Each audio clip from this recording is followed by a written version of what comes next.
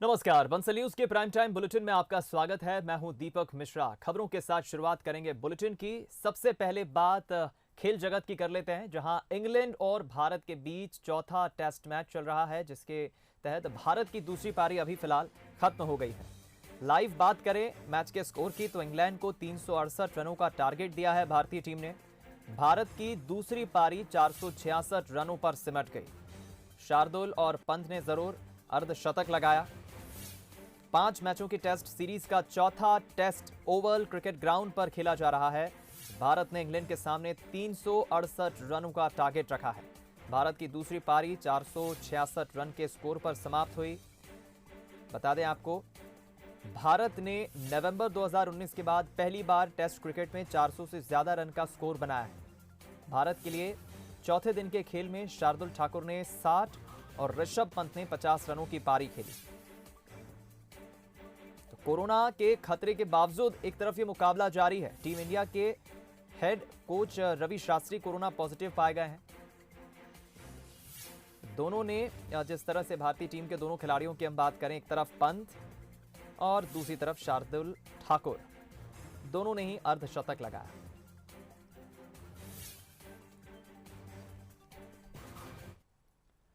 भारत और इंग्लैंड के बीच Oval test के चौथे दिन का खेल शुरू होने से पहले हेड कोच रवि शास्त्री सहित भारतीय टीम के सपोर्ट स्टाफ के 4 सदस्यों को आइसोलेशन में रखा गया है। खबर है कि टीम इंडिया के मुख्य coach Ravi Shastri corona virus से संक्रमित पाए गए। बीसीसीआई ने एक प्रेस रिलीज जारी करते हुए कहा है कि हेड कोच रवि शास्त्री, गेंदबाजी coach Bharat Arun, fielding coach R Sridhar और फिजियोथेरेपिस्ट नितिन पटेल को आइसोलेशन में रखा गया है। सभी का आरटी-पीसीआर परीक्षण हुआ है और वे टीम होटल में रहेंगे और टीम इंडिया के साथ तब तक यात्रा नहीं करेंगे जब तक कि मेडिकल टीम से पुष्टि नहीं हो जाती। बीसीसीआई ने बयान में आगे कहा कि टीम इंडिया के बाकी सदस्यों के भी 2 फ्लो टेस्ट किए गए, एक बीती रात को और एक सुबह के वक्त। जिन सदस्यों का टेस्ट नेगेटिव आया है उनको ओवल में खेले जा रहे चौथे टेस्ट मैच के चौथे दिन मैदान पर जाने की मंजूरी दी गई है।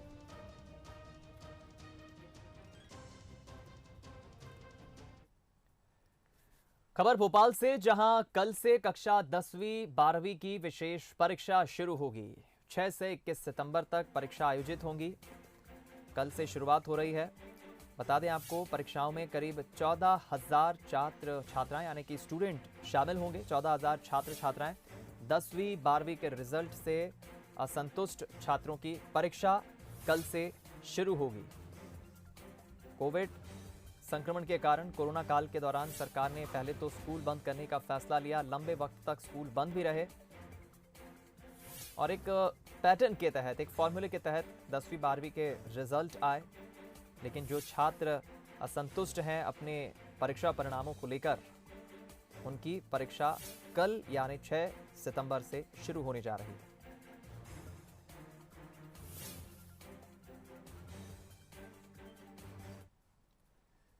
मध्य प्रदेश में मेडिकल की पढ़ाई में संघ से संस्थापक के विचार पढ़ाने को लेकर सियासी घमासान शुरू हो गया है। कांग्रेस ने इस मुद्दे को लपकते हुए इसे शिक्षा का भगवाकरण बताया है। देखिए रिपोर्ट। मेडिकल स्टूडेंट्स पढ़ेंगे संघ के विचार, दीनदयाल उपाध्याय के मूल्य भी समझेंगे। फाउंडेशन कोर्स में शामिल होगा लेक्चर। कांग्रेस बोली पढ़ाई का भगवाकरण। शिक्षक दिवस के मौके पर मध्य प्रदेश सरकार ने बड़ा ऐलान किया है। अब प्रदेश में एमबीबीएस के छात्रों को राष्ट्रीय स्वयंसेवक संघ के विचार पढ़ाए जाएंगे। मेडिकल छात्रों के फाउंडेशन कोर्स में इसी सत्र से बतौर लेक्चर जोड़ा जाएगा। इसमें छात्रों के बौद्धिक विकास के लिए देश के विचारकों के सिद्धांत और वैल्यू बेस्ड मेडिकल एजुकेशन को शामिल किया जाएगा।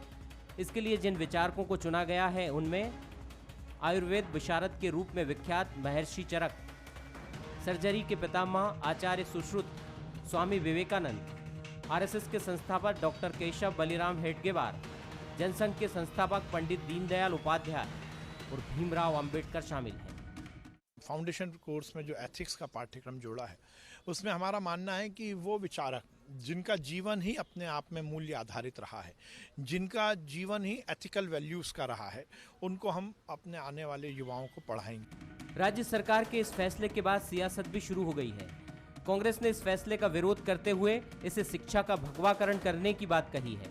और नैतिकता की अगर बात कर रहे हैं तो पंडित जवाहरलाल नेहरू, महात्मा गांधी, नेताजी सुभाष चंद्र बोस, भगत सिंह, चंद्रशेखर आज़ाद, इनने सिखाए नैतिक मूल्य जो अंग्रेज़ों से लड़े, अपनी जान दी और अपनी ज़िंदगी वहाँ लगा दी।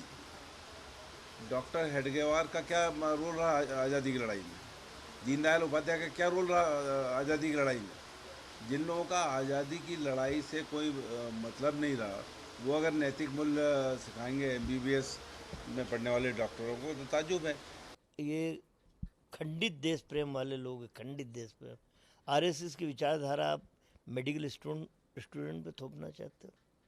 क्या मेरा मेडिकल स्टूडेंट जब डॉक्टर बनेगा तो हेडगेवार जी और दीनदयाल उपाध्याय जी की किताब लेके ऑपरेशन करने बैठेगा? इतिहास की पुस्तकें इसीलिए बनी हैं कि उन महान आत्माओं का जिक्र आप इतिहास की किताब में कर दो। इस विरोध के बाद बीजेपी प्रदेश अध्यक्ष ने कांग्रेस को पुराना इतिहास याद दिलाया। उन्होंने ये भी पूछा कि कांग्रेस क्या डॉक्टर अंबेडकर के विचारों को पढ़ाने का विरोध करेगी? कांग्रेस इन बातों का जवाब दे, क्या वो बाबा साहब अंबेडकर का विरोध कर रही है? वैसे कांग्रेस का इतिहास रहा है कि बाबा साहब अंबेडकर को नेहरू जी ने चुनाव हराने से लेकर के सब कुछ किया है, तो क्या उसी विचार पर आज भी कांग्रेस है? तो इसलिए मेरा ऐसा मानना है कि इस प्रकार के महान क्रांतिकारी, महान व्यक्तित्व, देश के जो आइडियल हैं, उनको चाहे डॉक्टर की शिक्षा हो, चाहे इंजीनियर की शिक्षा हो, चाहे जनरल एजुकेशन हो, सब में इस प्रकार के व्यक्तित्व की जानकारी अगर मिलती है तो इसमें कोई गलत नहीं है, होना चाहिए। दरअसल राष्ट्रीय शिक्षा परिषद ने foundation course for undergraduate medical education programme 2019 के तहत ये मॉड्यूल्स बनाए हैं। लेकिन ये भी सही है कि केंद्र की हर योजना को लागू करने में पहल करने वाला मध्य प्रदेश इस बार भी देश में सबसे आगे है। उपचुनाव और आने वाले चुनाव से पहले ये मुद्दा कहां तक जाएगा, देखना होगा। Bureau report, Bansal news. इधर पूर्व मुख्यमंत्री दिग्विजय सिंह ने केंद्र सरकार और बीजेपी पर निशाना साधा।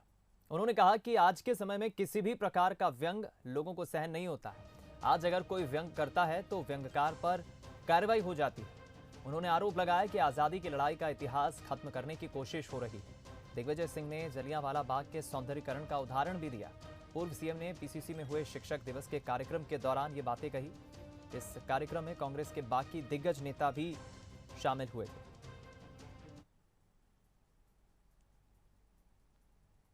आज़ादी की लड़ाई से लेकर आज तक जिन लोगों ने आज़ादी की लड़ाई लड़ी और जिन लोगों के शहादत से वर्षों तक जेल में रहने के बाद हमें आज़ादी मिली, आज उसी आज़ादी के इतिहास को मिटाने का वो लोग प्रयास कर रहे हैं जिनका कभी भी आज़ादी की लड़ाई में कहीं नामो निशान नहीं था और जिन्होंने आज़ादी की लड़ाई में ना भाग लिया लेकिन उसका विरोध किया।